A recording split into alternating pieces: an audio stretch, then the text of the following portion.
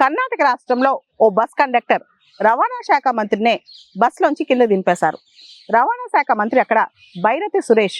ఆయన బస్సు ప్రయాణికుల ఇబ్బందులు ఎలా ఉన్నాయి, వాళ్ళు ఎలాంటి సమస్యలు ఫేస్ చేస్తున్నారని తెలుసుకోవడానికి ఒక సామాన్య ప్రయాణికుడు అవతారం ఎక్కి మంత్రి గారు బస్ ఎక్కారు. బస్ ఎక్కిన తర్వాత కండక్టర్ వచ్చి టికెట్ కి డబ్బులు అడిగారు.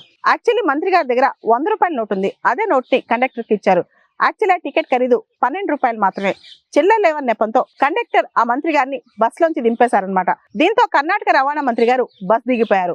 ఆ తర్వాత ఆ కండక్టర్ ని డ్రైవర్ ని సస్పెండ్ చేయాలని ఆదేశాలు కూడా జారీ చేశారు. కర్ణాటక రాష్ట్రం యొక్క రవాణా శాఖ మంత్రి బైరతి సురేష్ శనివారం రాత్రి తన వెంట ఉన్న కాన్వాయ్ కావచ్చు, గన్మెన్స్ కావచ్చు, సిబ్బంది కావచ్చు, అందరినీ పక్కన పెట్టేసి తను బస్సు ఎక్కి ప్రయాణం చేయడం స్టార్ట్ చేశారనమాట.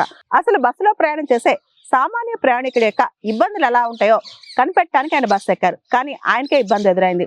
ఆయన 100 రూపాయల నోటు ఇవ్వగా చిల్లర లేవన్న నెపంతో ఆ బస్సులోంచి ఆయన దింపేశాడు కండక్టర్. దాంతో ఆయనకి బాగా కోపం వచ్చింది. మంత్రి గారు కండక్టర్ని, డ్రైవర్ని ఇద్దరిని కూడా తర్వాత సస్పెండ్ చేసేశారు.